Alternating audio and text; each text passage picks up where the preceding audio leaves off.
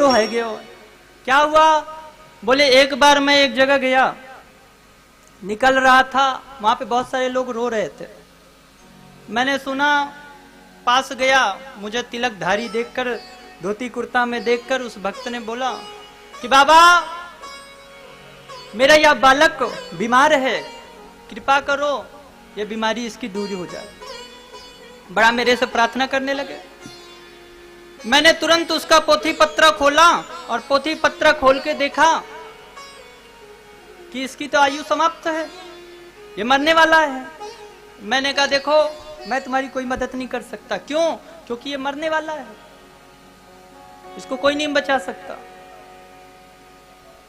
मैया मैं ये बोलकर आया और आकर मैं वापस आ गया और कुछ दिन बाद फिर मेरा वहां से निकलना हुआ। मैंने देखा जिस व्यक्ति को मैं बोल के आया था कि ये मरने वाला है, वही सामने मेरे बैठा रहा।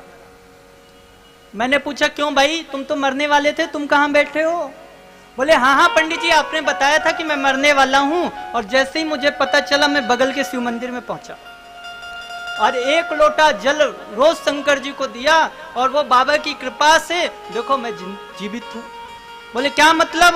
बोले मैया ये तेरे भोले बाबा पहुंचे और उन्होंने तुरंत उसके मस्तक में लिख दिया सतम जीवे भवे, 100 साल तक जियो। बोले मैया मैं सबको लेखा जोखा बना बना कर थक जाता हूँ, इसके पाप का कर्म ये हुआ, इसके पुण्य का कर्म ये हुआ, और तुम्हारे बाबा जाते धतूरा खाकर और जल पीकर महाराज मस्त हो जाते हैं और जाके बोल देते हैं। तो क्या हुआ? बोले मैया तेरो ये बाबा पागल है गयो, बचा के पकड़ के रख।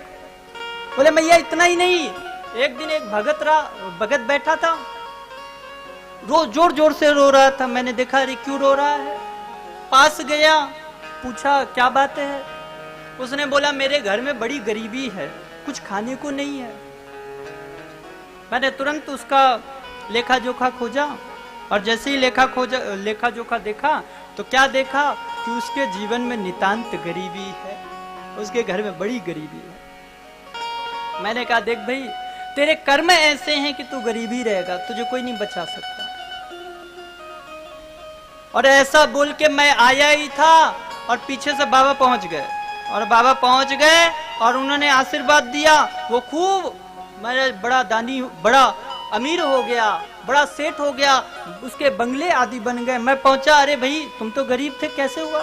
बोले तुम बोल के गए थे ना, और हम शिव जी के यहाँ प्रार्थना की और भोले बाबा की कृपा से हम देखो कितना हमारे पास धन आ गया। तो क्या मतलब?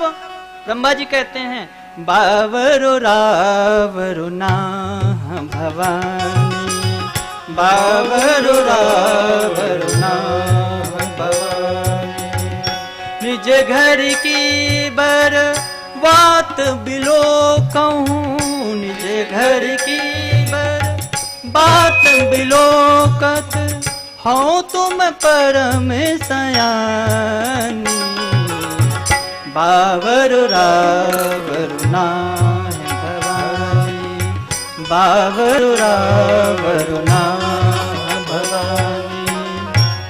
बोले मैया यहाँ घर की बात है सो मैं आपको बताने आया हूँ।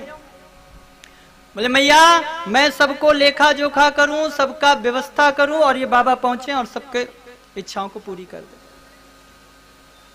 तो इसलिए मैया कृपा करके बाबा को समझाओ। ये बात सुन के शंकर जी मुस्कुरा रहे हैं। और देखो एक चीज और बात बताऊं, हर देवता की अपनी अपनी एक सीमा है कि वो उतना ही दे सकता है।